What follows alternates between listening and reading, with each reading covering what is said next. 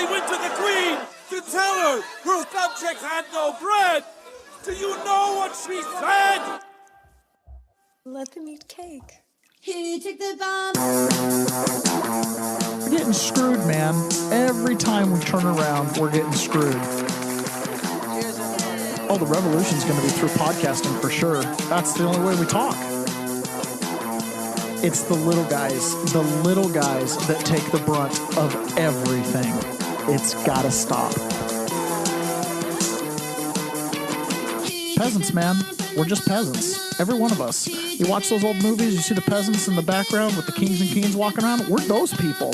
We're those people. Good morning, peasants. Welcome to another episode of The Peasant's Perspective. So glad to have you all here. Carlito and Tiffany from YouTube. Unusual that YouTube gets the first chat. Howdy, y'all. Carlit's on Rumble. Howdy to y'all. Pray the Rosary Daily. Good morning. And Frazier, good morning. Thank you so much for joining me bright and early today. It is another early morning in the Pacific Northwest, 6:30 a.m. Monday through Friday. You guys know where to join us here. Today, Ron's having a special day. Somebody in his family is getting married, so we'll forgive him for the absence. We'll forgive him for the absence for last week and this week too. Excited to have him back next week. So let's see. I guess we'll just wait a minute more. One of my favorite podcasters who I haven't listened to in years, Byron, his name is Byron York, and he has a little podcast. It's usually like 20 minutes long. It's like some news thing. Anyways, and this is the No Chit Chat podcast, and he jumped right into the story. And I've always wanted to do that, but it doesn't really work. It doesn't really work when you're doing like a live show. You kind of want to let people join before you jump too much into it. But at the same time, we don't want to delay too much. So we will get started with the simultaneous sip. And all you need for that is a cup or a mug or a glass, a tankard, a chalice, a stein, a canteen, jug or flask, a vessel of any kind. Fill it with your favorite liquid. I like coffee. And join me now for the unparalleled pleasure of the dopamine hit of the day, the thing that makes everything better. It's the unparalleled sip, and it starts right now. Reconsidering her role here. I don't know what you don't. You're fake news. Don't ever talk again. You're fake news. One of the worst in the business. Fortunately, nobody watches you. Reconsidering her role here. I don't know what. That's fun. You don't. Oh, that's fun. That's funny. Okay, I have a sound check question for you guys. H.L. Young says, good morning. John Ataka says, good morning from Boise. Mata Easel says, great day, TJ. Oh, hi. Pony Boy, good morning. Glad you guys all made it. Okay, quick sound check. Can you guys You're fake news. Don't now, ever can talk you hear again. this? Okay, if you could hear that while I was asking the question, can you hear this? Put in the chat that you could hear it. If you can't, that's good news. I'm glad that you can't hear it, but I just want to know if that's the case or not. Okay. So, yesterday I made a comment to my wife. I was like, I'm looking at, kind of checking the news, and I didn't spend an incredible amount of time online yesterday, in fairness. So I wasn't following things minute by minute, which I don't usually every day. But, anyways, I was talking to my wife. She was like, there wasn't a lot that happened yesterday. And actually there wasn't a lot that happened, but there was at the same time, because this Trump administration is like operating at light speed. The Biden administration, I mean, things happened, but it was much more coordinated in their narrative. They had like thing every day. Trump is doing things at so many levels, and so many parts of the system are having an immune response right now, which is what we're going to talk about. So much of the system is having an immune response that stuff's popping up all over the place every single day. We could never really cover all the news stories. Doug Wyatt says, good morning, peasants. I'm glad you made it. Okay, so the White House put out this promotional video yesterday, and I thought it was a really good video. Quite enjoyed it, actually. And I just think I want to start today's show out with this, okay? The golden era is a choice. The golden era is a choice. One of the things that doomsdayers and naysayers and haters will constantly gripe on is the fact that the walls are crumbling, the system's breaking, and there's nothing you can do about it, and you're going to get swept up in it. And there's, so if it's all breaking anyways, then get yours now, get yours while you can. There's good advice in there, okay? But it's a very nihilistic place to be, that nothing matters, that nothing you do is going to change anything, so why make the effort? And that's a hopeless place to be. And Americans are not hopeless. Americans really do believe that we can achieve the American dream. It's embedded in us, this spirit of liberty. We still have strong families. Like, there's so much that's great about this country. And so the idea that we just have to be victims of all of this is not the case. We have a choice. So in everything that we face, you have to look and say, we have a choice. And there's an immune response from the peasants and from the people that matters. And if we do it right, if we choose, right, we will usher in a golden age. One of the challenges with America right now, and every single listener on the show knows exactly what I'm talking about, your vision of what America is, your vision of what the Republic of the United States of America is and what that's supposed to represent, does not coordinate with all of your daily experiences. Whether you're a small business owner being overregulated by a despotic local government, whether you're a politician that goes to Washington to make a real change, Tim Burkhart, for example, or I even credit Marjorie Taylor Greene in some ways with this effort, right? Or a Thomas Massey, whether it's, a police officer that signs up to protect the peace and enforce the law and create law and order, and one day finds himself with a corrupt partner that wants him to look the other way while he commits crimes, right? Something you see in your world does not jive with your vision of the American dream. That does not make you a helpless pawn in what's going to happen. We really do have a choice.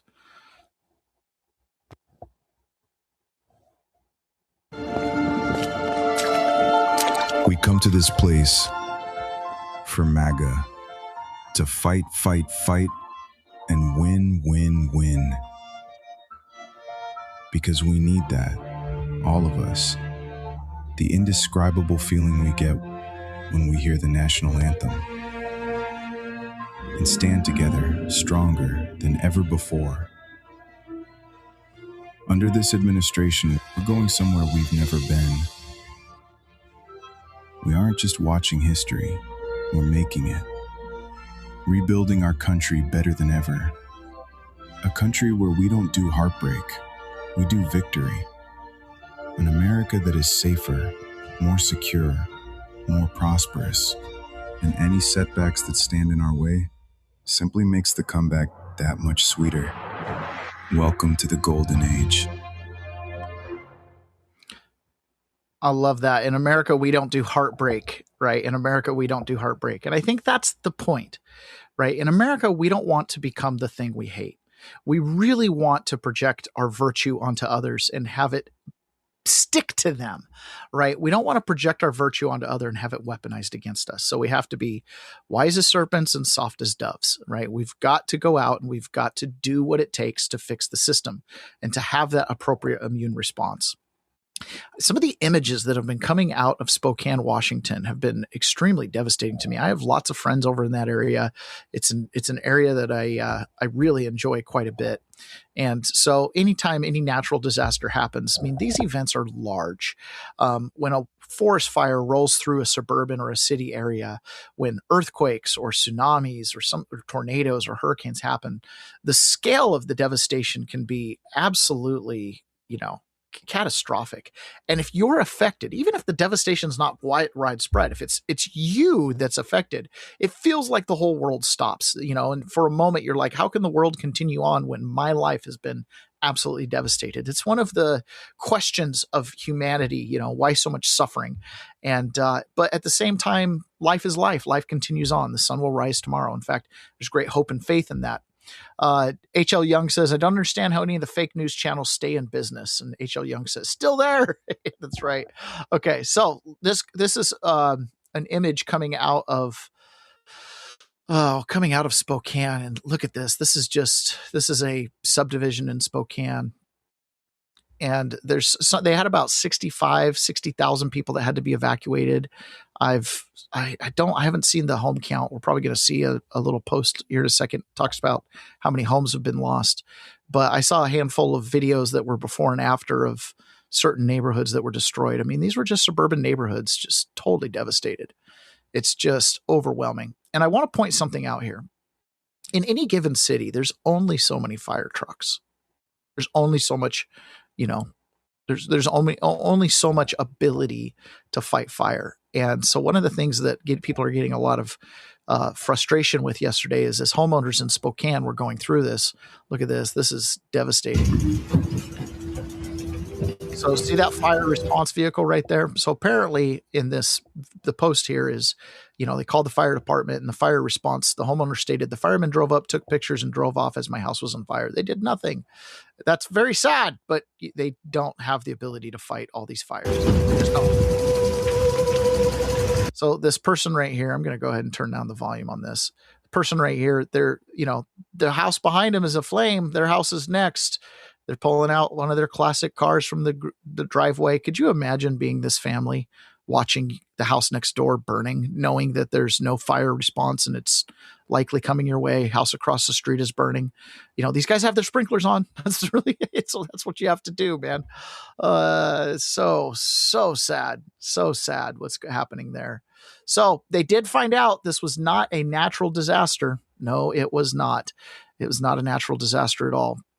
It was, in fact, arson, it appears, or some act of vandalism.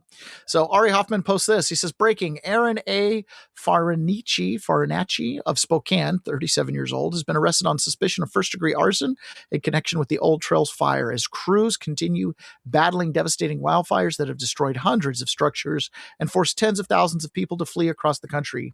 He was arrested around 5 p.m. Monday and is being held on $1 million bail. He is scheduled to make his first court appearance Tuesday and has a previous felony manslaughter conviction in Arizona.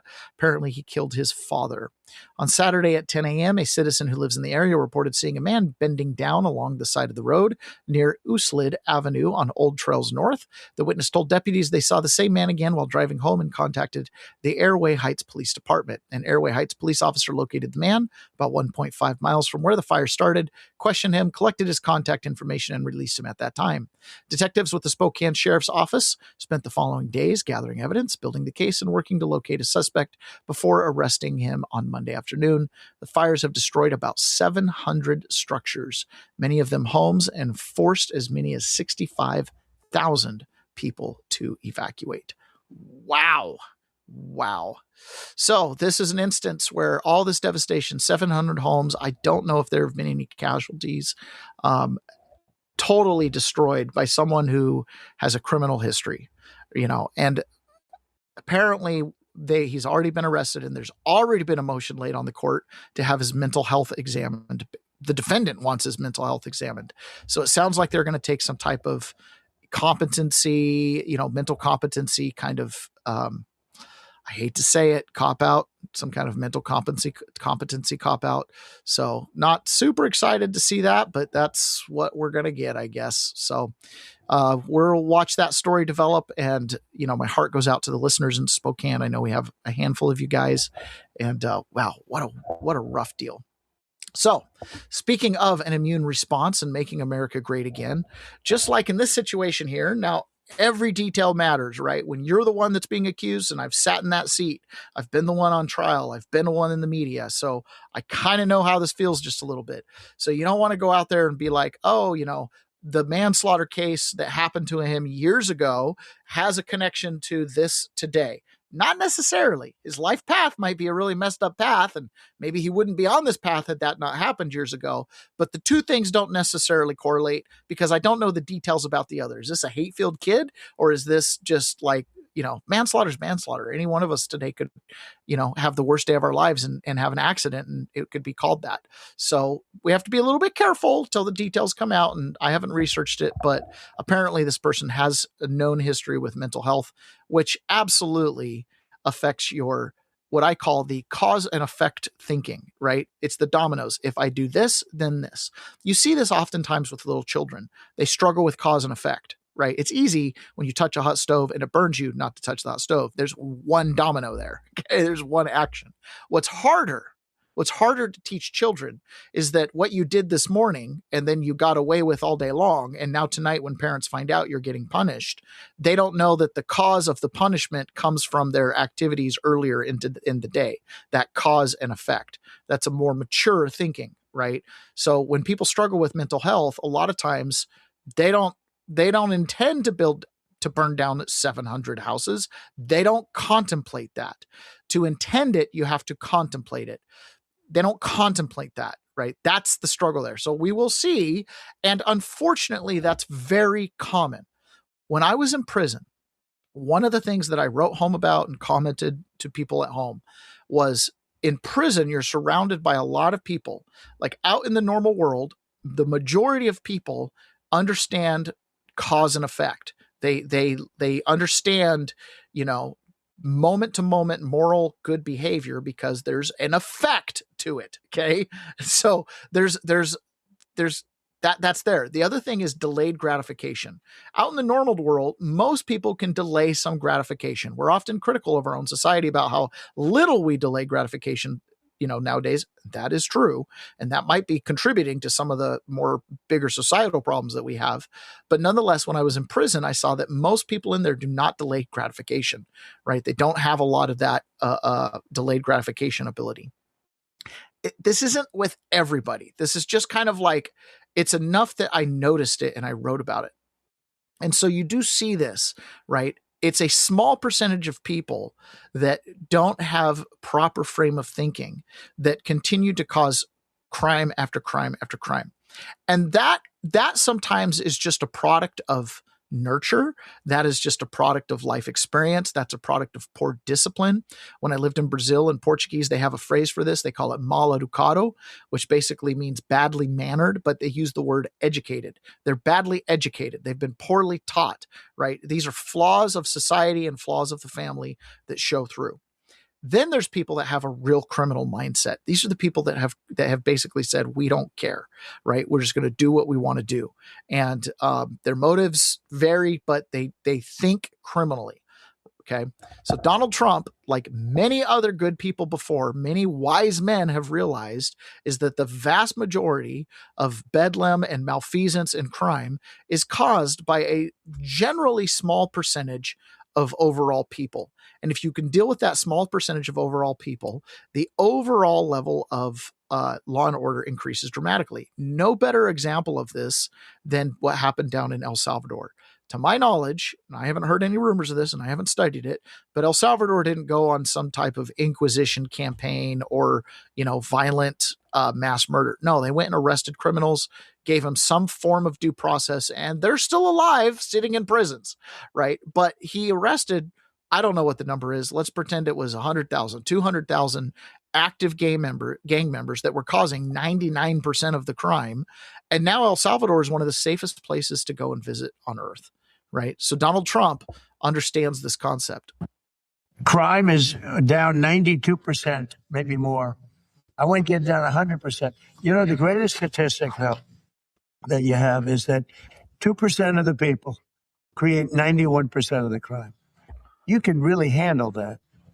And we moved almost 5,000 people out. They're criminals, career criminals. We moved that, or in some cases, they're in jail. In some cases, they were so bad, they came in through Biden. They're so bad, we don't want to move them out. We want to put them in jails because we're afraid they're going to come back in somehow. Crime is down 92%. Yeah, I believe I've actually thought that a lot. I've thought, do we really want to deport some of these people? Because I do know they'll just come back, right? And if they're criminals, they don't care about your rules no matter what. So, but what's nice about this, again, the golden era, we have a say in this. This is an immune response. As our inner cities break down, as there starts to be breakdown of law and order across the rural parts of the country, especially areas where methamphetamines and now fentanyl have, gotten into some of our small rural communities. As law and order breaks down, Donald Trump's presidency and the law and order anti-crime campaign is an immune response. Right? This is a choice that people are making. Overcoming election fraud, overcoming lawfare against people that were willing to put their name on ballots, overcoming the zeitgeist in the media narrative, overcoming intel operations and psychological operations, overcoming foreign influence operations and possibly even cyber intrusions into election apparatus, overcoming corruption, political corruption, as well as outright despotic corruption, overcoming all of that. There's a pretty good president sitting in the office that is really concerned about things that are basic, like, law and order and picking up the trash and enough electricity so you can run your AC and taking care of pollution, right? Like basic concepts, stuff like that. He's also very pro-business. This isn't like, everything he does is good or bad, but in a huge aspect, it is an immune response. It's the pendulum swing, right? Maybe Donald Trump is a little bit too friendly to big business. Maybe he's a little bit too friendly. But given the environment we've been in, where we've gone through 30 or 40 years of unfriendly business environments, can you expect anything other than the pendulum swing? Now, I have a say in this too, and how I allow myself to be affected by this. Am I going to ride the whale? Am I going to go up and down with the whale as it goes for air and dives down deep, right? Or am I going to set myself up? That's the choice we peasants get to make. So here's another example of an immune response. So this is a judge down in Florida. And the attorney general in Florida has moved to have the leftist judge Nancy Abdu impeached after she served as a director on the SPLC, the Southern Poverty Law Center's litigation, while it defrauded America and funded the KKK. This is really significant, right? Going after the SPLC has now opened up the door to look at everybody who worked at the SPLC and to question their integrity, especially someone that was on the lawyer side, litigation side, did things like got discovery, worked with the FBI and law enforcement agencies to pass on their tips and their, terror heat maps and their open source investigation materials and all those types of things, right? Whoever's working on that is probably in the know about who's an informant, who's paid, what's been organized, and what not to turn over. I mean, guys, these attorneys get into things. There's a reason why attorney-client privilege is a sacred right, is because attorneys represent sometimes people who are guilty. Okay. And so they have to be able to see those things to mount a defense, because whether you like it or not, guilty people, even when they know they're guilty, still will go to court and say they're not guilty and put on a case. And it's their right to do that. Okay. An attorney general in Florida has moved to have the leftist judge impeached after she served as director. She was the director in the SPLC's litigation while it defrauded America and funded the KKK. Get her out of here. AG James Uthmeyer, in a formal impeachment inquiry request to Speaker Johnson and committee chairman Grassley, Jordan, and Comer, quote, I write to request the initiation of an impeachment inquiry into Judge Nancy Abdu to determine whether her service as a top attorney for the Southern Poverty Law Center warrants her impeachment and removal from the United States Court of Appeals for the 11th Circuit. When we talk about ethics and integrity and what we envision in a judge, and good gravy, we put up with a lot of corruption, don't we? Oh my goodness, we do. Still not as much as other countries. That's the crazy part, right? We're kind of the tallest midget in the room. So here she is working with the Southern Poverty Law Center, an utterly corrupt institution, utterly corrupt, just its entire premise of existence. Create the crime to profit and fundraise off it to the tune of nearly $1 billion. It's just, it's ugly. It's dirty. It's gross. To sit on an appeals court?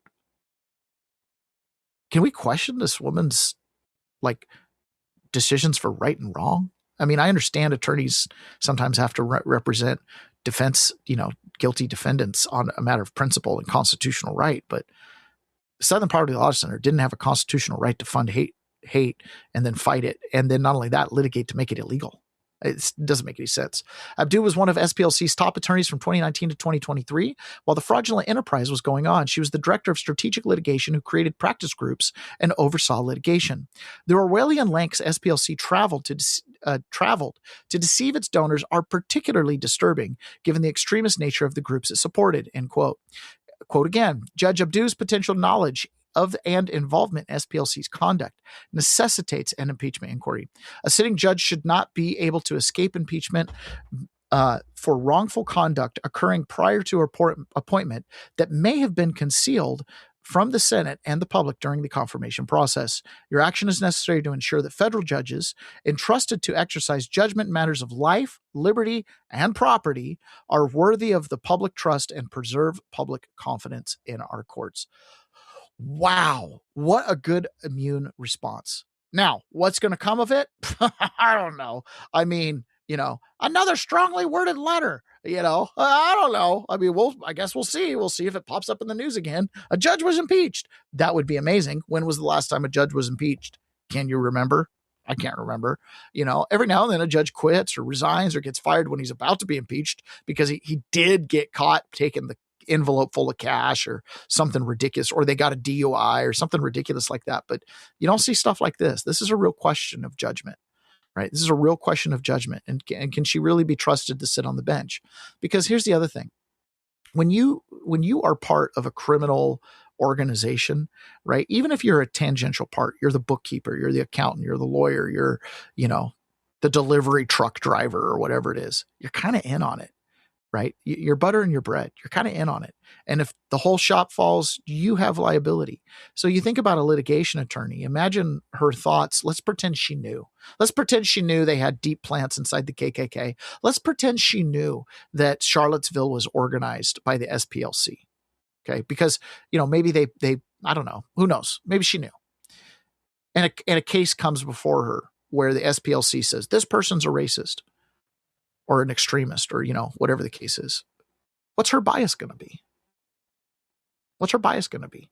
Is she going to go, oh, I got to suspect that because I know SPLC sometimes, called people racist that weren't racist? Or is she going to go, yep, SPLC is great. It's top notch, golden. It's part of my resume. It's a feather in my cap. Do you see what I'm saying? There's a difference there. It's two ways to approach it. So we'll watch that. I have my doubts that it will amount to much, but we'll see. Okay. So do you guys remember George Floyd? Right. Remember George Floyd, St. George Floyd up in Minneapolis, got kneeled on by a police officer and kind of started out the whole summer of BLM and riots and, we're on lockdowns and everybody has to wear masks, but, racism is more of a public health crisis. So we can forego okay. So let's follow the chain here. I mean, because this was like the fever dream of 2020. I mean, it was just what is happening. Okay. So the news, the media. Now, in your little community, life goes on. Sun rises every day. You got to, take care of whatever. So a lot of America, one of the things I realized traveling around the country, going through the prison system, talking to people, like if you were in Missouri, COVID was like annoying. It wasn't the end of the world. The zeitgeist wasn't there. It's a bunch of farming, it's a farming community. Up here in Washington, it was 99.9% of people wearing masks, social distancing. Heaven forbid you stand too close to somebody. Businesses were turning people away. The sheriff wouldn't enforce anything, but businesses were banning people, having people trespassed, like it was nuts. It was a completely crazy world. So on one hand, they suspend the Constitution because of the threat of coronavirus. They criticized any kind of Republican or conservative gathering, whether it be a church gathering or whether it be a political gathering like a Trump rally, super spreader events. Remember those? But when it was a Democrat gathering or when it was a BLM riot, no, not a super spreader. That's just activism. I mean, racism is a way bigger public health threat than COVID. They were probably right. Okay. But it's not really a threat. That's the point. So what I'm going to show you here is a clip. And this is the first time I've heard this guy talk. So this is one of the officers. His name is Tou Thao or Tou Thao, depending on how you want to think about it. And he was one of the officers that was with George Floyd. And he's the Asian officer that's standing on the side of the road. So he did get convicted. He got sentenced. He went to prison and now he's back out. They tried to kill him in prison. Okay. Well, he did this interview and I thought it was really great. And again, this is an immune response, right? This is an immune response to corruption. This is that police officer who signed up to do good. And when he realized the system was being weaponized against him, rather than take the easy way, he took the principled way. Right. And he took the principled way based on his beliefs. And I just think this is a beautiful example for us. So let's take a listen. Just me going to prison, I want to last 24 hours than general population until they try to have me killed. So it just I'm not surprised it happened to Derek. Obviously, there's people in higher places in government that would want us dead. It's because if we die, then the truth dies. So it's pretty obvious that that could be a possibility for Derek as well. So I wasn't surprised when it happened to him. There's people in government that would like nothing better than Derek to die because everything goes away. The cover up just disappears, and there's no one left to expose it. So, I'm not naive enough to know that if I'm here talking and speaking, that they wouldn't want me to disappear as well. But, as, going back to my faith, we're not worried about that. We know where we're going. So, but then we also have a task that we have to accomplish. And that for me is to expose the works of darkness, Ephesians chapter 5, and also speak truth. And oftentimes it's not going to be popular. I could have taken the easy way out and sided with the woke mob. When you say easy way out, do you specifically mean accepting the plea bargains, getting the lightest sentence, just sort of like, let me just get through this process with the least damage possible so I can return back to my family? Is that what you mean by the easy way out? Or the easy way out would just lie. Okay. Just basically lie and take the woke narrative and run with it. And you know what? It might not be I'm not trying to be hyperbolic. Yeah. But if I would have went that way, who knows? I could have been the chief of Minneapolis. It's not far-fetched, just seeing how it has become. I could have been the chief of Minneapolis if I would have just, sold my soul. And I think that's the thing, right? Having been through the January 6th experience, and I'll just call it that, it's the January 6th experience. It's like you go on a cruise and you sign up for an excursion. When I went to January 6th, it was like going on a cruise, and then I had the prison package as one of the excursions, the riot package. So anyways, when I went through the January 6th experience, obviously you're presented with the opportunity to take a plea bargain. You're presented with the opportunity to take interviews from media. You're constantly asked questions like, do you regret going? Do you still believe the election was stolen? Things like that. And I had to take a really good hard look in the mirror. Do I believe this? Do I believe the election was stolen? Was I lied to? Did I get hung up on hype? Right? Because I reserve the right to change my opinion. I reserve the right to have new facts come to light and completely change everything that I know about any particular topic at any given moment. Okay. I reserve that right. And so I'm like, I could have been fooled. I've built a foundation on my belief system and how I've derived my opinions. And I've been very systematic and thoughtful in that and explored a lot of possibilities for whatever I'm thinking. But I had to look in the mirror, and I had to make a decision that I was not willing to budge on what I viewed as self-evident fact as far as election fraud, government corruption, et cetera, et cetera. So I picked my path. I picked my path to not argue because it's a fruitless exercise. But I didn't take any deals, right? I went to trial, made a city jury, did the whole thing. Okay. But a lot of people didn't. There were a lot of people. I remember sitting with one particular gentleman, Doug. I think you might remember this person, sitting in the DC pod, and he came in. He was only in the pod for a short time, and he came in and he'd just taken a plea deal, and he sat in front of the judge and he cried about the election not being stolen and how Trump had lied to him and all this stuff. And his objective was to get a smaller sentence. He still got like a year or two or whatever it was. He didn't get a huge sentence, but he got a real sentence. And then he came into the pod and we had a discussion about things, not particularly attacking him or anything, just about politics and what we were seeing on the news. And he got real emotional and started crying. And he was like, I can't believe I said those things. I don't really believe it. I was trying to take the easy way out. Well, you put it on the record, man. So now the truth comes out. Election was stolen. COVID was a farce, all the stuff that we believe that we were literally persecuted for believing. Whether or not you want to believe we were persecuted for the actions that individuals took on January 6th, that's fine. But the dog pile was because of what you believed. A $50 ticket for 1,500 of the defendants would have been appropriate. Maybe 80 people should have had something additional. Okay. But for the most part, it should have just been a unruly crowd type situation. So anyways, absolutely. I very much sympathize with him standing on the principle. And it's like, listen, you have to speak the truth. Over time, the truth will come out. over time, the truth will come out. It's about being consistent and never stopping, staying on this. One of the reasons that I do this podcast is because this stuff matters, right? It doesn't matter. It didn't matter when I was a kid. Maybe it didn't matter. Federal stuff didn't matter. But after, I don't know, maybe it was 9/11. Maybe that was the big turning point. All of a sudden it mattered. They're in your pocket. They're listening on your phone. They're on your email servers, your computers. You know, in the name of advertising, they collect all your data. They spy on you, right? And the system's not perfect. Obviously, within the system, there's lots of corruption. And it's not just political corruption. Sometimes even people down at the low level, like just a special agent in charge or a special agent, say at the FBI, might do things that are just outright criminal. Like, for example, here, we had an FBI agent who turned himself in after being caught. FBI agent stole $1 million in Bitcoin and crypto.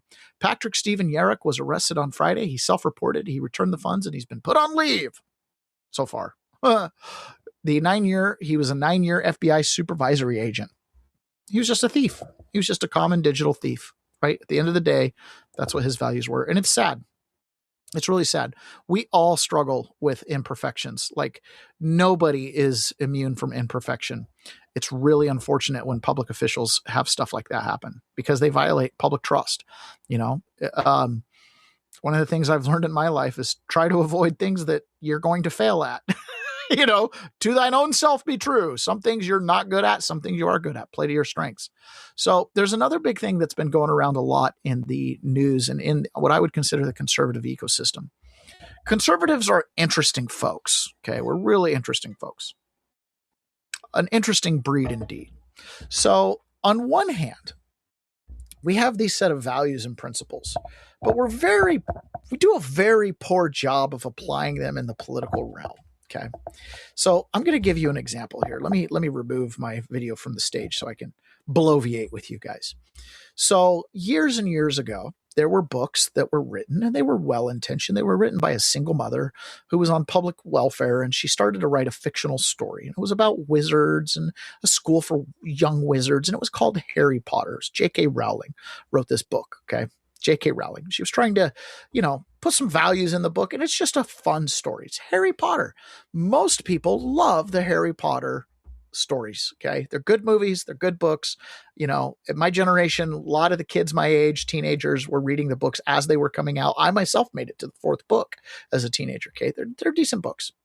But there was a large segment of the conservative population that viewed those books as witchcraft. They viewed those books as an evil abomination that was teaching witchcraft and, paganism or whatever. And so they sued. They sued the school districts because they were putting these Harry Potter books in libraries. And ultimately, they lost that lawsuit. Okay, they lost the lawsuit on First Amendment grounds, on a whole series of grounds.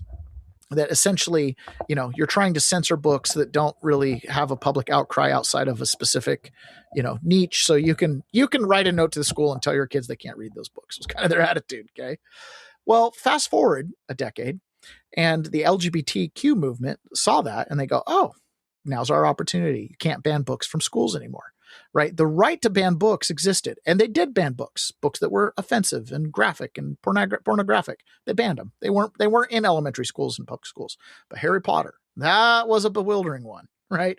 So they literally got rid of the school board and the lower level that's accountable to the people right to ban books, because clearly the Harry Potter banners didn't have good judgment. Okay.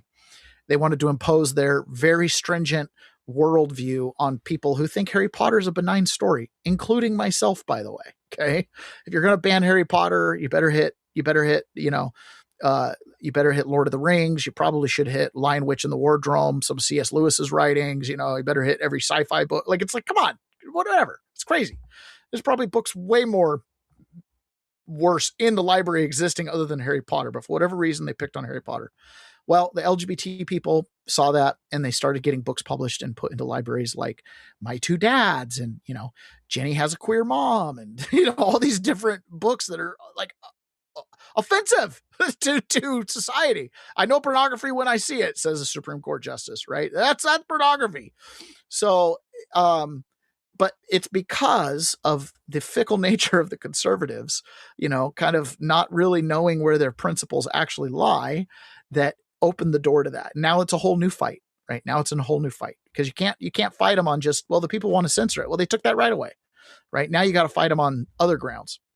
So people do that. Conservatives are kind of fickle like that. On one hand, we want law and order.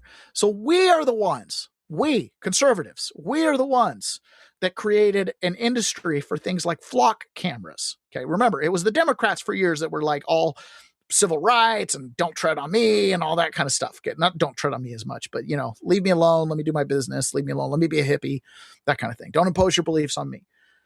Years and years, and very concerned about, drag nets and all that kind of stuff. It was conservatives that got things like flock cameras contracts and business because it's great to find stolen cars. It's great to find, theft people. It's great to find carjackings. It's great to track down kidnapped kids and use the flock cameras. Awesome. But as soon as flock cameras got weaponized, all of a sudden it's like, oh my gosh, these flock cameras are horrible. This is where it gets kind of tricky, right? So there was a Supreme Court case when it came to surveillance and your right of travel and your right of privacy and things like that. And this was an old case, and it's cited every day in support of things like flock cameras. Well, I'm going to play this guy's little video, and he's got a little mask on. He doesn't want to disclose who he is. I don't know why, but it's a very informative video about flock cameras. And as peasants, I think it's important for us to just be informed on the debate, kind of the full scope of what we're dealing with here. And it will help best inform the way we fight it. The way we lose is destroying private property, right? A flock camera does not belong to you. Just because it's put in the right of way doesn't necessarily mean it belongs to you. It's licensed to be there. It's private property. If you destroy private property, law enforcement will double down their efforts and they'll try to make it impossible for you to resist. The only way you can resist then is absolute total societal resistance. That's a bad path. That is a bad path. It makes you an enemy to the guys with guns and the guys that have a monopoly on force and violence. So understanding this debate helps us fight better. So here's a great contextualization of what's actually happening with flock cameras. And we'll talk about how to best go about dealing with them. Again, this is the immune response. You want to usher in the golden age? Stand on your principles. Matters of fashion, swim with the current. Matters of principles, sink like a rock. I think Thomas Jefferson said that. So let's talk about flock cameras. No expectation of privacy in public. Somebody has said that to you about these cameras. Maybe a cop, maybe your brother-in-law. They're quoting the Supreme Court and they're not wrong. They just stopped reading too early. 1983, United States versus Knots. Police hit a radio beeper in a drum of chloroform. They followed the drum down public roads to a cabin. No warrant. Knots said that was a search. The court disagreed, and the judgment was unanimous. Rehnquist wrote it, page 281. A person traveling in an automobile on public thoroughfares has no reasonable expectation of privacy in his movements from one place to another. That's the line. That's where it comes from. It's good law today. It's the sentence every agency lawyer sends me when I ask them about plate cameras. And they're right to send it. It says what they say it says. Now turn 2 pages. Knott's lawyers had put a warning in their brief, and the court quoted it. 24-hour surveillance of any citizen of this country will be possible without judicial knowledge or supervision. 1983. They were describing 2026, and the court answered them. If such dragnet-type law enforcement practices as respondent envisions should eventually occur, there will be time enough then to determine whether different constitutional principles may be applicable. Wow. Dragnet. The U.S. Supreme Court picked that word, 1983. I say AI dragnet. The AI half is mine, and I'll say so every time. That sentence is a rain check. If the dragnet shows up, we'll deal with it then. 43 years. Same opinion, page 283. We have never equated police efficiency with unconstitutionality, and we decline to do so now. Efficiency was the whole point. They said it out loud. So the court wrote the trigger itself. Dragnet-type law enforcement practices. 116,017 searches on one city's cameras. I'm not a judge. Whether that clears the bar is above my pay grade. The bar exists. That's the part I can prove. So next time somebody hits you with the privacy in public thing, you say this. That's nuts. 1983. Read 2 more pages. They called it a dragnet and said they'd deal with it when it showed up. It showed up. 6 more cases after this one, 6 more comebacks. Somebody said this to you. Send it back to them. That's great. That's great. So that is so law enforcement efficiency. If your child got kidnapped, do you think you would sit and tell the sheriff, the FBI, the law enforcement officials that are trying to help get your child back, please do everything you can to get my child back, but don't use the flock cameras. Don't use the flock cameras. Do everything you can to get my child back, but don't use AI to scan, Snapchat to see if my pictures of my child have been taken and sent via Snapchat. Don't do that. Don't scan pictures for my missing child. Never would you do that.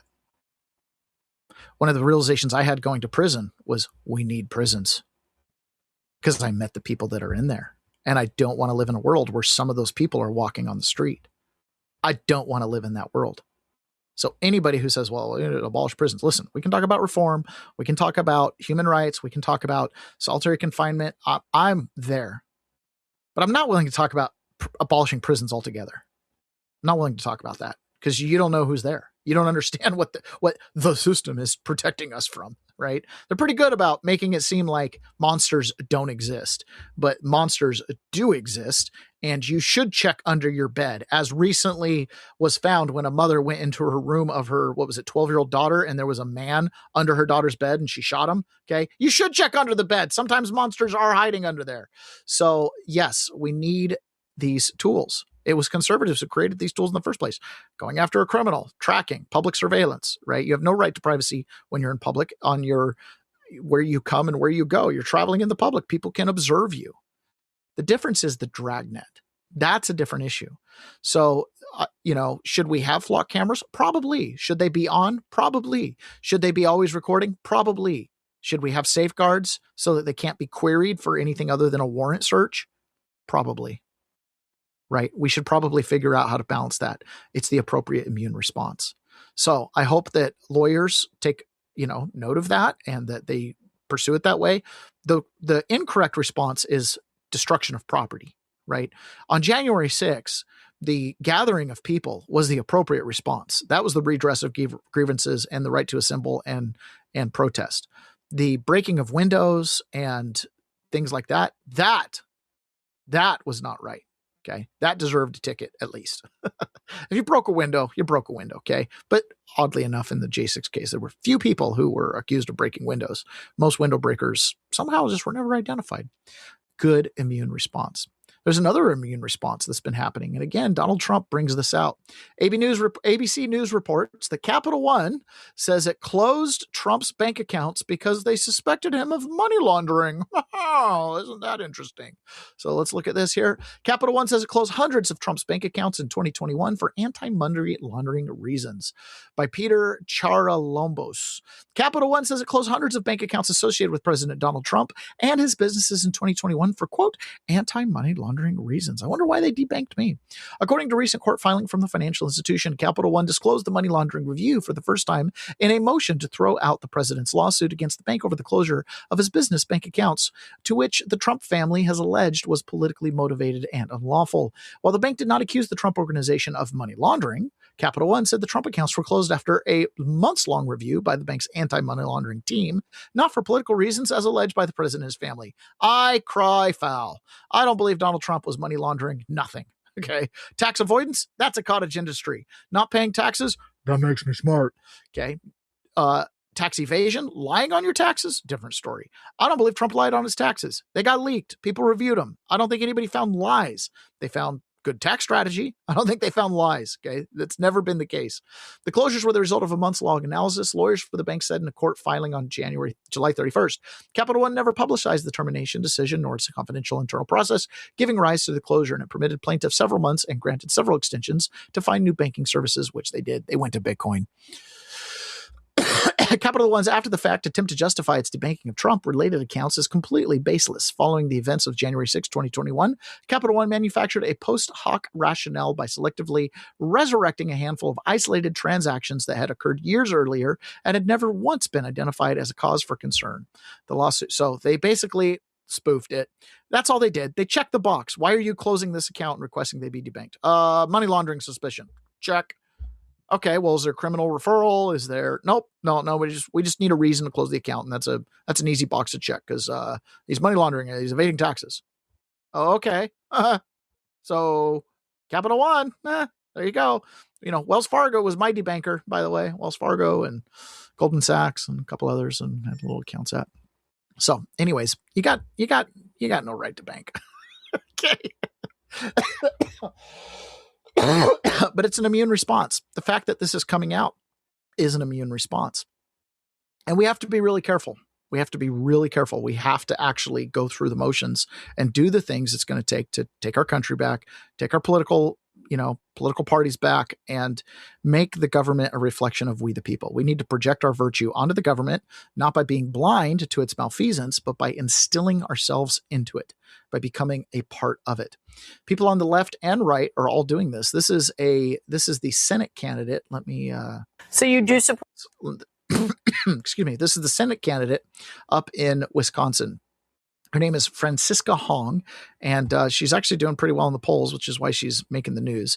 And CNN asks her, she's a DSA, Democratic Socialists of America.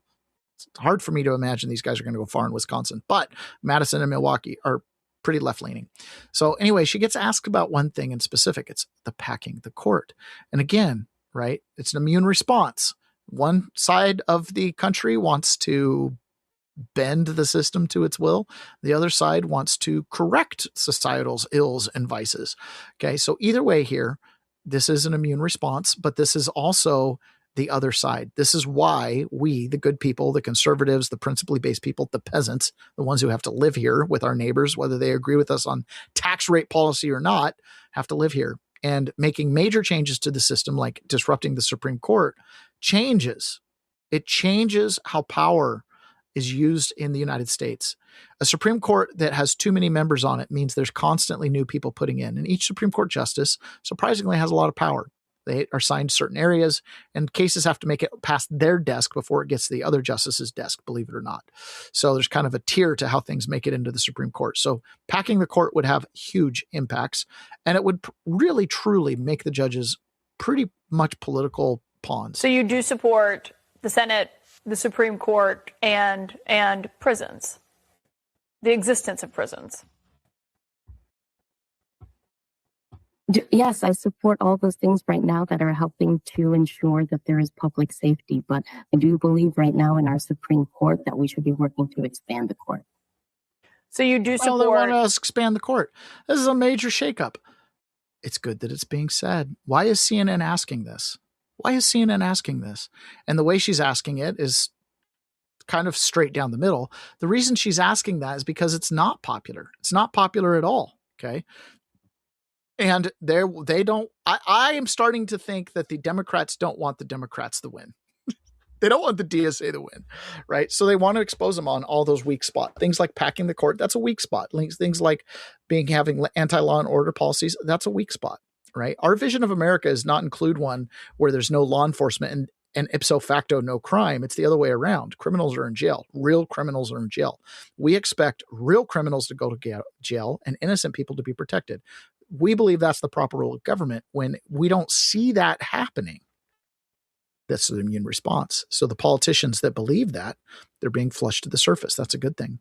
One of the other things I've mentioned on this podcast, and a couple months ago, we played a clip, and I've had multiple people mention this to me as being an impactful moment. And that was the psychiatrist that talked about men and women's response to a test they do. And it's punishing cheaters. And what it had was it had a game, some kind of game that was being played, and they had men and women observing the game. And the observers could easily tell that one of the game players was cheating. And as the game went on, eventually the cheater got caught. And when they surveyed the people, when the person was cheating and he was cheating the other people, everybody, men and women, universally felt disgust and disdain towards the cheater. Universally. Okay. But the moment the cheater got caught and then the cheater got punished, the men who were in this study, and this study had been repeated many times, the men felt a sense of pleasure. They actually got dopamine and serotonin watching the cheater get his comeuppance, getting his just due. Whereas the women universally sympathized with the cheater when they became the oppressed, right? When the tables turned and the cheater got his just comeuppance, that same disdain they had for the cheater who was cheating the others, they now had for the others who had been cheating in the process of trying to get justice. They now felt bad for the cheater because now he was disadvantaged. Okay. That is a feminine way of thinking, right? And it's, when you think about biological terms, there's a reason for that. Moms want to defend their kids, even if their kids are in the wrong, you know, there's whatever, there's a reason for that. But men are more concerned with justice. And, you know, there's some psychological and biological reasons for that as well. I'm going to show you a clip of Dick Durbin on the Senate floor talking about Anthony Fauci. Now, keep in mind, Anthony Fauci has been up to his shenanigans for 40 plus years, from AIDS to pretty much every genetically modified virus, from Lyme disease on. Anthony Fauci had his fingers in it. Obviously, with COVID, he is neck deep in that sucker. And it's not just that he funded it behind the president's back and behind the, you know, system's back and the law's back. It's not just that. It's that then he turned around and lied to the American people about things like masking and social distancing. You know, he tried to break Republican states. He tried to get people to follow directions and don't think about your liberties. And now's not a time to say, I don't want to be told what to do. You know, all that stuff he did. Criminal. You know, he's responsible for potentially millions of people dying, tens of millions, hundreds of millions of people's lives being disrupted. This man deserves, there is no crime that cannot be assigned to Anthony Fauci. Okay. He's guilty of it all. But the moment he gets his comeuppance, the moment he comes over under a moment of scrutiny, this is the most feminine thing you'll ever hear. Oh, don't criticize Anthony Fauci. He's a good man. He's put in so much public service. We should look past his crimes against humanity. He is an example of American excellence, a brilliant scientific mind. And yet, the Republican Party has chosen to make this doctor, who saved countless lives, a political target. Last week, the Senate Committee on Homeland Security and Government Affairs subpoenaed Dr. Fauci in front of the Congress for a hearing with the express goal of humiliating and vilifying him. For nearly 3 hours, my Republican colleagues berated, cursed, and insulted a man who has dedicated his life to protecting the health of American families. This behavior is below the dignity of the Senate. Put simply, it was an embarrassment. If my colleagues had genuine concern for America's public health, they would turn their attention instead to the destruction wrought by this administration's anti-science agenda. But my Republican Senate colleagues have chosen to ignore real life and death issues to relitigate COVID conspiracy theories, not in an effort to learn what might have gone wrong or how to prepare for the next pandemic, but instead to try and tear down a man who's devoted his entire life to lifting others up. Dr. Fauci deserves an apology for the way he was treated by my colleagues, and the American people deserve better than the pitiful display we saw in the Senate last. So if you believe COVID originated in a wet market, and if you believe it wasn't a result of gene modification, and if you believe that social distancing was the right play, and if you believe school shutdowns were the right thing to do, and if you believe that double and triple masks were okay, and even being masked up in your car, and if you believe, he worked so hard, he saved millions of lives. He didn't save a single life. He cost millions of lives. There was no net gain there. Okay. He wasn't between a rock and a hard place. No. He took the cover up route. He took we don't want people to see what we're doing, no matter the consequences. That is the most feminine thing. Well, now that Anthony Fauci is being attacked and now that he's being picked on, oh, woe is him. It's classic, right? It's nothing wrong with being feminine. I love my wife. I love how feminine she is and stuff like that. But even she has commented on that and gone, yeah, I feel the emotion. Now that it's pointed out, now I can see it. And it's like, yeah, don't let that emotion be weaponized. Right? Of course we feel bad when people are being slighted. Of course we love the underdog. But be careful. Not everybody's an underdog. Some people are getting their comeuppance, right? Don't feel bad for the bully when he gets punched in the mouth. Don't feel bad for the bully, right? That's the point there. Don't feel bad for the bully. So, yeah, Dick Durbin. Whew. Gotta love that guy. At least he is a well-spoken idiot.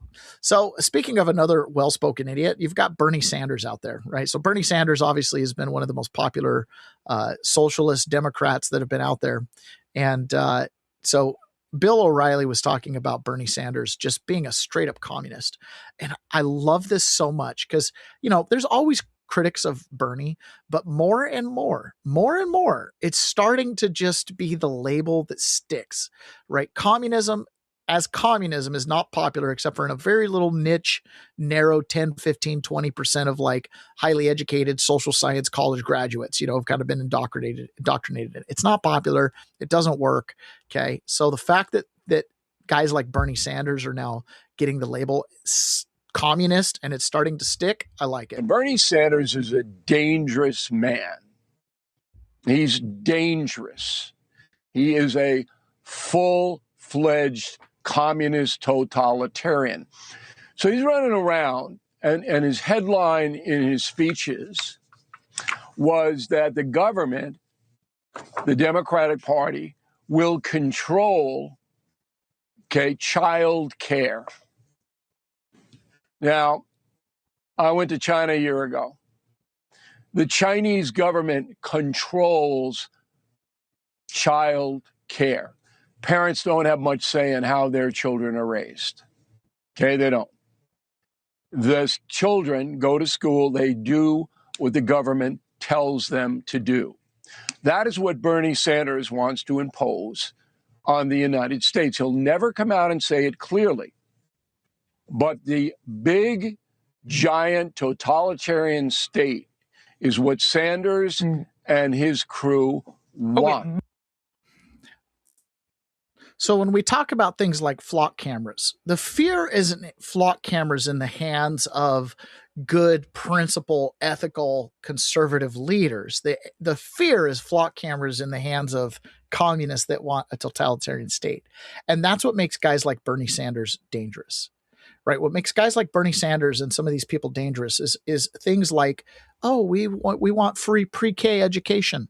Let's take your kids out of the home and let's indoctrinate them. Right. It leads to that, which then leads to compelled acquiescence through indoctrination over time to more and more turning over of your rights and converting them into privileges kind of thing. That's what goes on. Dangerous stuff. But yeah, I'm so glad that it's just more and more becoming openly discussed. These topics are important, man. So another thing also happened over the weekend was there was do you remember the reflecting pool at the Washington Memorial? And Trump drained it, relined it with like a blue liner and painted, or I don't know, liner blue. I guess it was a liner. I thought it was painted, but I guess it was a liner, and it's got a liner on it and it looked great. And then people put algae in it. It was actually, people did put stuff that created the algae bloom. And so there's been like lots of vandalism. Some people burned in 8647 into the yard, into the grass. I mean, it's just, again, it's just obnoxious. It kind of doesn't serve anybody other than just a thorn kind of thing. And it's a nice 5-minute news piece. Well, Jeanine Shapiro had arrested the people who cut into this membrane. And over the weekend, she had to drop the case. She had to drop the case because basically they weren't the cause of the damage, or however it was written in the case. So the behind the scenes is the contractor had some warranty issues. So the contractor needed to fix a couple things, and the reflecting pool was leaking a little bit. Now, this was an under warranty, gonna get fixed, not a problem kind of thing. It's just part of the gig. You know, you build a big project like that, you're going to have some callbacks. So because of that, however, because it had to be fixed anyways, when these people cut into it, and it's all on camera, Trump posted the surveillance video of them cutting into this liner. Okay. Because it had to be fixed anyways. They couldn't make the argument that they had done damage. It was already damaged. And this actually came up in a J6 case where there was a broken window and one defendant pled guilty to breaking the window and another defendant came and, like pushed out a piece of glass in the window or something, make it more safe. Or, I don't know, something like that. And they couldn't charge them with breaking the window or anything because the charge had already been taken and the window was already broken and you can't break it twice. So it's kind of the same thing. If the contractor broke it, no vandal can technically break it. So I don't know why they didn't have other charges. I have no idea. But Trump became livid that Jeanine Shapiro had dropped this case. He called her weak, said she waffled. And I was disappointed with Jeanine Shapiro, really disappointed with Jeanine Shapiro. She folded like an umbrella, and people get away with things, and it's a disgrace. But we're very proud of Lafayette Park. Now we have a big decision to make. Do we take the pavers that are red, the red brick pavers, and do we change them into a granite? So he was really disappointed with Jeanine Shapiro. He went on and he continued to talk about this. And in the opening clip, I played Trump telling someone, "You're fake news." This is the end of that clip. And he goes on to talk about kind of why she folded. There was a judge who basically took that little legal principle I just explained to you. It was already going to be fixed. So the damage the vandals caused didn't cause monetary damage because it would have, their damage was going to be fixed anyways before, with or without the damage. So that's the reason. And apparently some judge put Jeanine Pirro on the spot about this. And I guess she choked. I don't know what the hell happened. Are you reconsidering her role? I don't know what you're fake news. Don't ever talk again. You're fake news. One of the worst in the business. Fortunately, nobody watches you. But something happened. There was vandalism there. And there was some things from the contractor which we would fix, but it's almost complete. And when it opens, it's incredible. It's really incredible. But remember this: it leaked from 1922. It opened in 1922. They never solved the leak problem because it was stone, and the cracks with the stone. Stone is really not a waterproofing material. We essentially use a very high grade swimming pool type material, which was my idea. I was very proud of that idea. By the way, I didn't know the contractor. Everyone said the contractor. I didn't know the contractor. But when it was completed, it was perfect. But then somebody went in and cut it, just like they did the grass. Nobody talks about the grass. The grass have helicopter pictures of what they did. Wasn't it 87? Right? Do you know what they did, right? Did you see what they did? Did you see what they put 86-47 in the grass? So it was the same people, all right? So he's like, "How did you drop this case?" Very disappointed in Jeanine Pirro. It'll be very interesting to see how that plays out.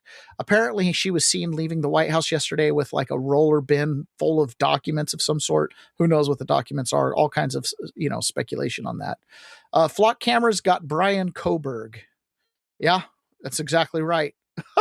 Yeah, Brian Koberg was the killer up in Moscow. Traveled from Washington into Idaho and killed some students in a dorm of some sort. Yeah, exactly. Flock. If your kid's missing or there's a murder, your car's stolen, use every means possible to find it. Right? You're not going to say, but don't use the flock cameras and don't do any kind of geocaching or geofencing. No. Of course, we want all the tools, just like the Supreme Court said. Law enforcement efficiency has never been our concern. Like, be as efficient as you can. But yeah, dragnet surveillance. Okay, well, let's put the flock cameras up, but let's have, really hard processes to access that information. But unfortunately, our flock cameras are just public access, and they get queried. So again, it's the weaponization problem. We need to fix that. We need to get the people out of government that would otherwise weaponize it and hold those who do weaponize it big time, accountable for that. So very, very interesting. So there was another thing that also happened over the weekend. Obviously, with this Iran situation, we've been on again, off again, on again, off again. Oh my gosh. Last night, I went to the Republican Party meeting in my local county, and this guy got up and he started talking about Trump betrayed us and Iran and unpopular war. And oh my gosh, everybody was rolling their eyes. This guy's the most uninformed, all for the religion of Israel. I was like, oh, this guy, he's got to get off Reddit. He's got to get off Reddit, man. It's like, oh my goodness, it's horrible. But, we have been on and off again. Now, remember, This war is being fought on the ground. It's mostly being fought in the air, but it's being fought on the ground and from the ocean, but it's also being fought in cyberspace and over information space. So there's a lot of misinformation and stuff like that that's going on. And of course, the Trump administrations, we're in an active war conflict, right? I mean, there's like lives at stake. And so what's been going on is there's been leaking, and the leaking has led to Iran having preemption on certain, attack plans and things like that. This is a huge problem. Trump addressed this in his Oval Office meeting. Mr. President, this is at least the 5th time you turned off airstrikes to Iran since April to negotiate. What is your message to the American people who are wondering what has changed this time? Why should it be different? Well, no, I don't know. I think we're going to maybe get something, but I want to give them every last chance before decapitation. Very tough to do what we have planned, still planned. We'll see what happens. But it's a very, very tough thing to do. I think I'm very proud of the fact that I'll give people a chance. This is a big move. To do an attack that big on a country, I'd rather not do it. Now, we've already, through lots of large attacks, but they were normal large. Hopefully they'll come to their senses, because what happened cannot have a nuclear weapon, but hopefully they'll come to their senses. So they called me and they said, please don't attack. We'll make a deal. That's the real truth. And everyone knows it. And who wouldn't call? And they found out through leaks and sleazebags, a lot of sleazebags, leakers. Leakers should be put in jail. They have to strengthen up the laws for leakers. But in this case, leakers helped because they said the severity of the attack, and Iran knew it. They knew what was coming. It was going to come last night, and it would have gone on for a long time, and there'd be essentially very little left. There'd be nothing left. And if I am given a chance to let a lot of people live, I want to give that chance. So I'm under no time constraint. I don't happen to be running, but a lot of very good Republicans are running. And you have a sick ideology taking place right now. You have a sick ideology taking place right now. And he goes on to reference, Iran's ideology. And he's right. He's right. He's directionally right on what's going on in Iran. And the leakers, it's bad. But in this case, it's like, it saved some lives. Yeah, it saved some lives. But it also could have just kicked the can down the road. So we'll see, right? On and off. This war is being fought over the airwaves and over cyberspace, as well as, from the water and through the air with missiles. So there's a fog of war going on. There's a propaganda campaign coming from the left and right. Trump goes on to say that, they'll spend 8 hours in a conference room talking with us, negotiating, top level negotiators, totally connected with top tier leadership. And then they'll get on the news and be like, we're not negotiating with Americans. We would never negotiate with the Americans. Everybody's trying to write history before it takes place. Everybody's trying to position themselves so if they prevail in the conflict, they can go back and look and say, look how we prevailed over the oppressor. Whether it's our side or their side, both regimes have to look forward to trying to win and crafting a narrative in the process to make sure the bad guys were always the bad guys and they're always the good guys. A year ago, Ron made us watch a little clip, are we the baddies? It's like the soldiers that are wearing skull and crossbones. Usually skull and crossbones is what the baddies are wearing. Are we the baddies? I thought we were the good guys. Are we the baddies? Look at what we're doing. Yeah, exactly. So very interesting. Now in Iran, there's this is Trey Yanks. He was on with Fox and Friends this morning, and he was being asked about kind of the high level diplomacy back and forth, the leaks. So let's get an update on Iran. Quickly, the president talked about the military operation that was leaked over the weekend. It's obviously, they need to figure out who's leaking from the White House. That has to be someone high within government that put that out there to sources. It's our job as the press to cover that. But I'm curious from your perspective and your sources on the state of play that league played out in the Middle East, and who then phoned the White House to get to the negotiating table? It's a great question because these leaks can be substantial. And when you're looking at a situation with 50,000 U.S. service members, destroyers, refuelers, fighter jets across the region, the operational security is very significant whenever there are plans being made to strike Iran. And the president indicated he called off the planned strikes at the request not only of Iran, but also of Gulf allies like Saudi Arabia, Qatar, and the UAE. What was interesting, though, Lawrence, we spoke with senior Israeli intelligence officials over the weekend who said they weren't even aware of the details of the plan. And that's how close the administration was holding these details to the chest because of how sensitive it is in the region. And so moving forward, we do anticipate the Trump administration will do everything possible to ensure that they're not giving Iran a heads up.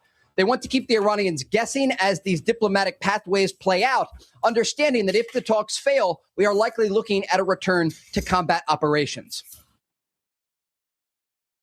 So if the talks fail, get back on the screen there. So if the talks fail, we return to combat operations. Obviously, this is, like you said, the 5th time they've done this on and off again. But Trump's right? In his speeches, listen, if I can avoid killing people, I will. If I have to give them 3 more days, I'm not giving them 3 more years.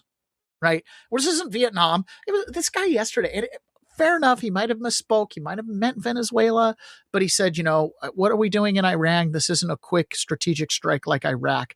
And literally, like in the back row where I was at, we all looked at each other like, in Iraq, a quick strategic. What is he talking about? Like Iraq. We're there for 20 years. It's like, do you have no memory? I think that's actually a symptom of kind of waking up, and all of a sudden it's like a fire hose. I remember when I was in college, I was like, the war in Iran, oh my God. And I was in the ROTC.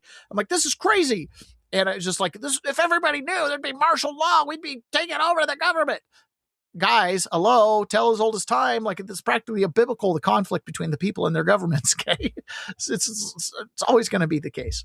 So it's like a symptom of waking up. You have to have a little bit of strategic patience. That's one thing that's been really good about Donald Trump is he played the game long enough, right? And he's climbed up and he's been an absolute, champion. Now, Scott Bessent was on with CNBC and he was talking about this Iraq conflict. Because remember, the Treasury Department in this Iraq conflict has been every bit as important as the Department of War, right? I mean, it has been another attack front. They've gone after banking, all of their cryptocurrencies, their wire transfers.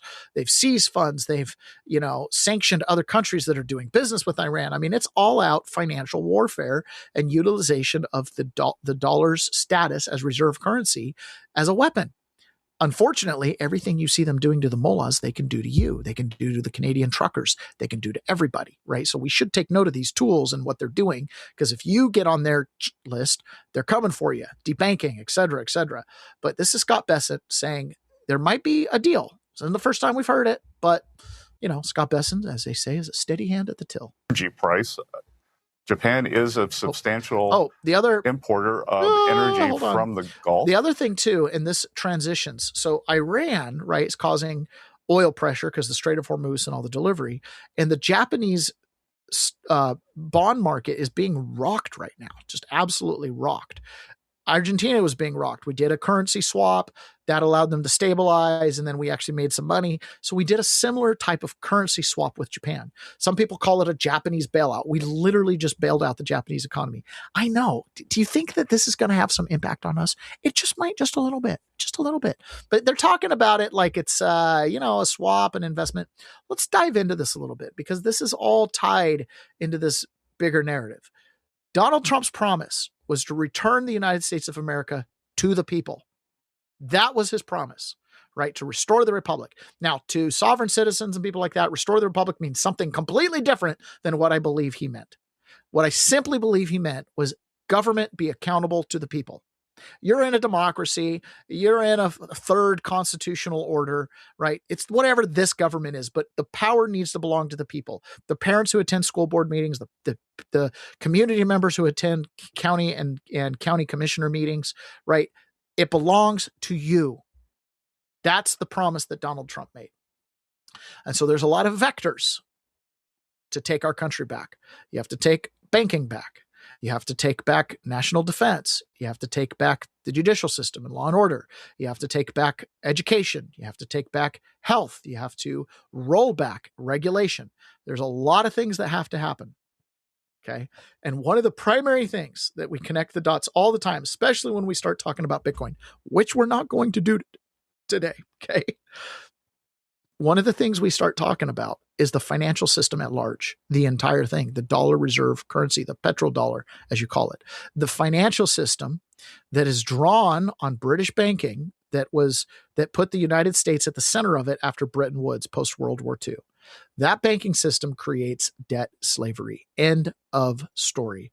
It is a colonial system. It converts labor slavery and chattel slavery to debt slavery. That's all it does. You still have to get up, go to work every day, punch your clock, do your 8 hours. They just give you a little bit more autonomy and your time off. That's it. But you're still a slave to what? Your debts, your death note, your mortgage, your bills, et cetera, et cetera. The entire monetization of the system prevents people from building true wealth, and it encourages short-term cash flow. Okay, that's the fiat system. That system is damaging to the people. So to restore the republic to the people, to make the country a reflection of her people, one of the things you have to do is you have to restore money to the people. So now we're talking about the Japanese model. The Japanese stock market, the American stock market, these are all intertied. They're intertied through the central banking networks that all kind of flow through London, Vatican, DC, New York. There's a whole hub there. It's way beyond the scope to get into great detail about that. But the fact that the United States bailed out Japan is a sign that the financial order is changing. And we've been told this time and time again by Scott Bessent. Scott Bessent literally said, we made up Bretton Woods, we can do a third Bretton Woods. And they're preparing to do that. So the Iran conflict, the Strait of Hormuz, the banking in Japan, the international monetary order, they all tie together. Energy price. Japan is a substantial importer of energy price. Japan is a substantial importer of energy from the Gulf. And we've seen President Trump last week threatened what would have been one of the largest military campaigns, or the largest military campaign since World War II against the Iranians. And now because of that, we are in talks with the Iranians. And I think there is a chance we may have a deal today or tomorrow to open the strait and move towards a more normalized position in this conflict. And that's because their Air Force is wiped out, their Navy is wiped out, substantial portion of their missiles are wiped out. More importantly, their missile production capability is wiped out. So anything that happens in the Gulf will benefit Japan and indeed the rest of the world, Joe. Just to clarify, energy price. So we bailed out Japan, right? Because energy price pressure, and we've been good allies, but we bailed out Japan, and he ties it in together with Iran, and they're buying oil from us. Okay. So now let's go into a little bit of analysis about exactly what it is that we bailed out and why. Now, again, not everybody has the same information when it comes to the big geopolitical picture. And as peasants, we have to raise our hand first and foremost and say, we only know what we know. We're only as good as the information we have. So if we haven't contemplated it, how can we account for it as a variable in our just direction? Because remember, the whole point is we have to live our lives. So to the extent that this stuff affects us, we want to see it coming so we can prepare, right? Best thing to do when the tsunami is heading your way is head uphill, okay? Go the opposite direction. So I want to be prepared for what's coming. So let's talk about the war in Iran, how it plays in geopolitically, specifically with this banking. We're going to listen to this analysis. It's excellent. And again, the reason I said we're only as good as the information we have, in my opinion, right, he doesn't necessarily have the upside. He's kind of got the everything's breaking and the crash is coming, but I think there's an upside. There's a plan in place to replace it. This is the good thing about having Trump in charge, is he's looking forward to the golden era versus the people that were in charge before Barack Obama et al., where they were managing the decline. They had no 2.0. They had no other plan. It was get it to ashes, and then the Bolsheviks will run in and take over. That was their plan. Trump has a golden age plan, and we have a choice in this. And they are desperately trying to mount a rescue of Japan, even to the extent of the old trick of letting CNN or someone film a note on the desk of Peasants as he's making a statement, and then it says, "Bail out Japan." Right. Look, I mean, it's so obvious message to the market. come on, get in there quickly, help me bail it out because, I'm going to do that so you can front run it and you can make money on front running it. But I mean, the key giveaway about how dangerous this is was what was he using to bail out the yen, the Japanese yen? What was he using? He was using euros. He wasn't printing dollars to do it or selling dollars. He was selling euros to buy the yen to strengthen the currency. And that means that he's very worried that the dollar is very weak, that he has to use the euro to help support it. And I think he's very worried because if interest rates go up in Japan, big trouble for Japan, because many of the companies, a large portion, 14, 15%, I don't know what it is exactly, are zombie companies, that their profits don't cover the interest that they need to pay on their debt. I mean, it's in other countries it would be called being bankrupt, but they're called the zombie companies. They just don't have the money to pay. So if interest rates go up in Japan, bang, this is a major crisis in Japan, and therefore a major crisis in the bond market in America.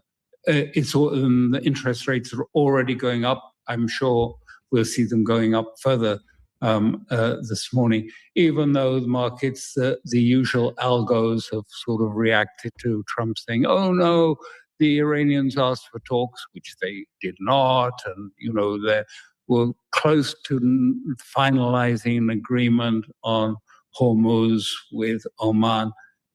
Yes, for the further date right down the end of the line, when the war's finished and everything's agreed, then there'll be an agreement with Oman. Yeah.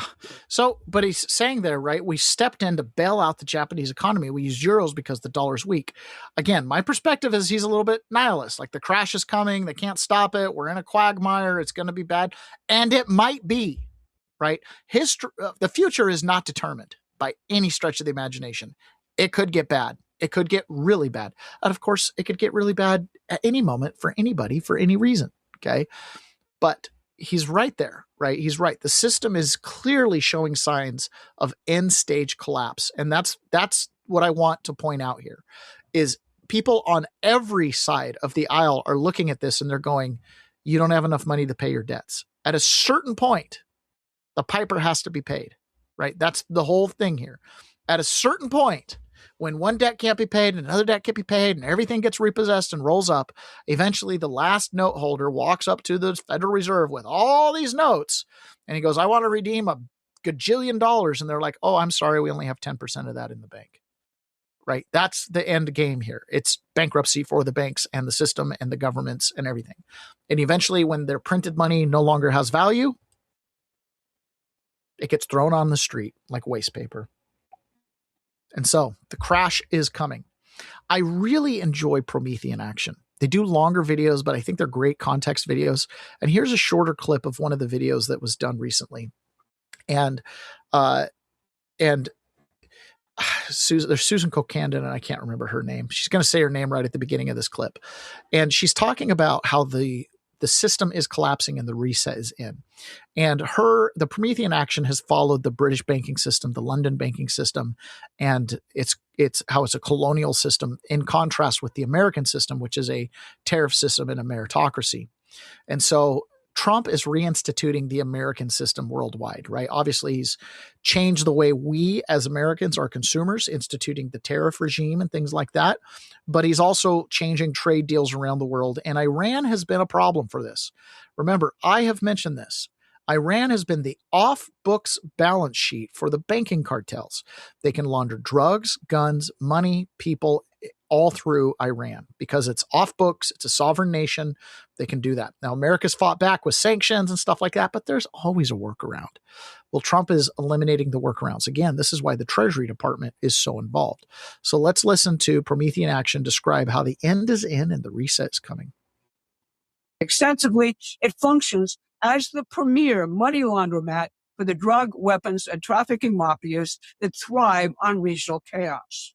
That is the system The mullahs are not an independent power. They are the current franchise holders of a British financial operation that has controlled Iran for 118 years. And the wars between Israel and the Arab states, between Sunni and Shia, between all the parties in the Middle East, these are managed conflicts designed to keep the region unstable so the financial architecture stays in place. So here's the question no one in the media is asking. Why now? This is actually really important to understand. And this is something I learned in college, right? When it comes to the Middle East and it comes to resources, one of the things that a hegemon or a superpower can do is it can stir up domestic conflict wherever the resources are at. So if it's in the Middle East and you want oil, okay, you stir up conflict. You get the tribes and the locals fighting with each other, and then you come in and you can play both sides. You can pay for one when you don't like their policies. You pay for the other. You can play both sides against each other as long as you keep your oil fields, as long as you keep your contracts. The entire reason why the Ayatollah in the 1970s was overthrown through some alleged joint operation. This is Operation Ajax, if I'm not mistaken, joint operation between MI6 and CIA.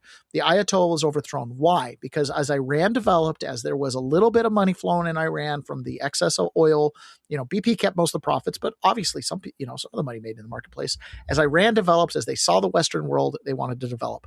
Now, Ayatollah wanted to nationalize the oil fields. He wanted to take back the resource under their feet from the British who had essentially contracted it. And so the Ayatollah wanted to do that. Nope, can't let that happen. So swoop in Western intelligence firms, Operation Ajax, Ayatollah's overthrown, Shah's put in place.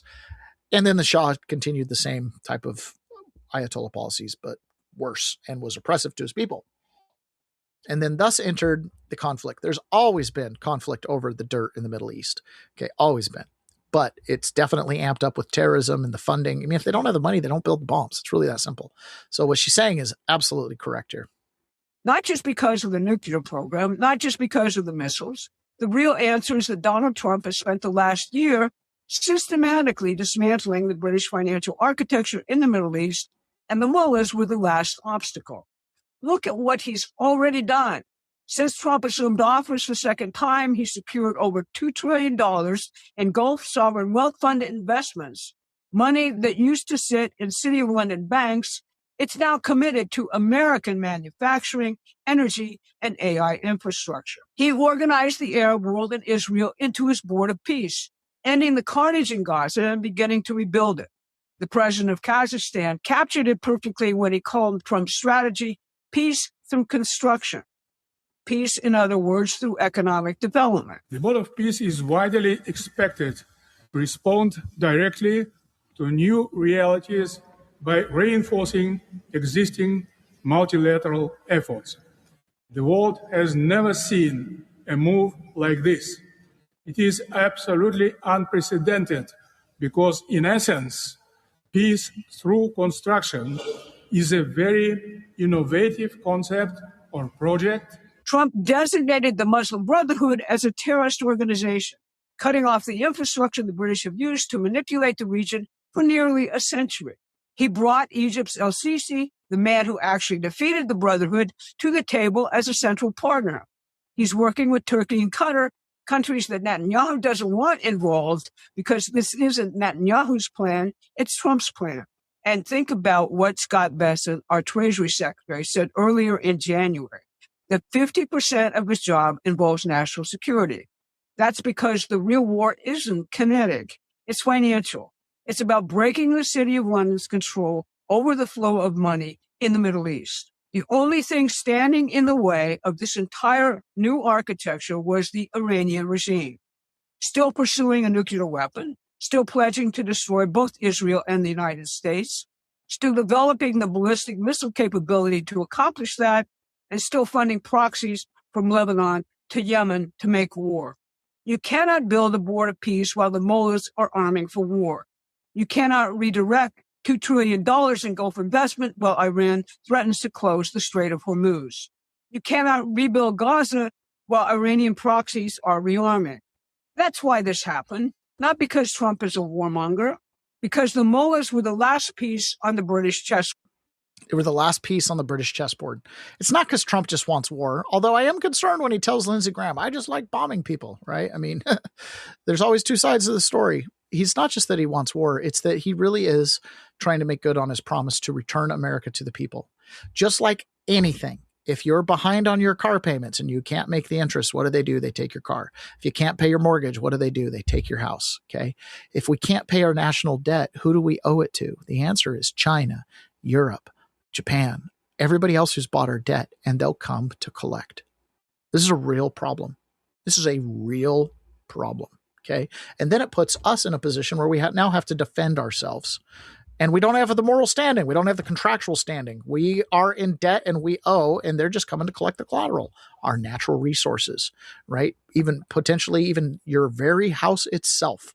And so this is very important because the United States government has certain debt obligations. We have a social safety net in this country that is huge. It is huge, and it includes healthcare for pretty much anybody who wants it, okay?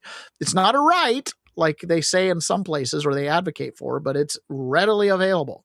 Obamacare, the idea with Obamacare was if you couldn't qualify for private insurance, you could qualify for a nice Obamacare plan. And they would kind of, carve the plan up in such a way that it was good enough for everybody, but not good for anybody.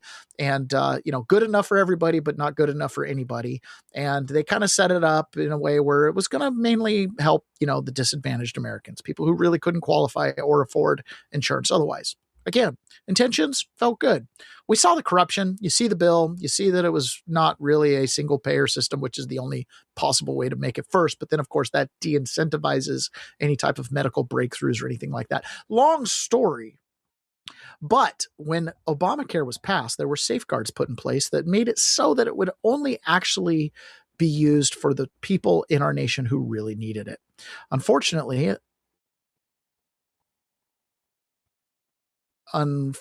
sorry, I took myself off stage. Unfortunately, what we see in actual practice is way more people are on Obamacare than should otherwise qualify. This is a bill that has to be paid, right? So while Trump is going out and he's correcting the British banking system, he also has to correct government spending. Nonprofit health policy research group finds that 9.2 million adults, that's nearly half of those enrolled in Obamacare Medicaid expansion program, do not even meet the federal requirements to qualify. How did this happen and how do we know? Half of the people on Obamacare and Medicaid don't qualify. Half. That's not just illegal immigrants. That's half of the people. Connor Hansen live on Capitol Hill with more. Hi, Connor. Good morning. Hi, Dana. Good morning. Well, this study says some of those people actually make too much money to qualify for this Medicaid expansion program, and others are getting these benefits even though they're here in the country illegally. Now, this study was put together by the Paragon Health Institute, which is run by a former advisor to President Trump. He's alleging widespread fraud here. He says more than 9 million people, as you mentioned, close to half of those using the Medicaid expansion program under Obamacare should not qualify. The report given to Fox Business ahead of a hearing here on Capitol Hill says pandemic-era policies supercharged the issue. We compared Medicaid expansion enrollment by state to the total number of people who would be eligible for that coverage, have income below those thresholds by state, and found a massive problem.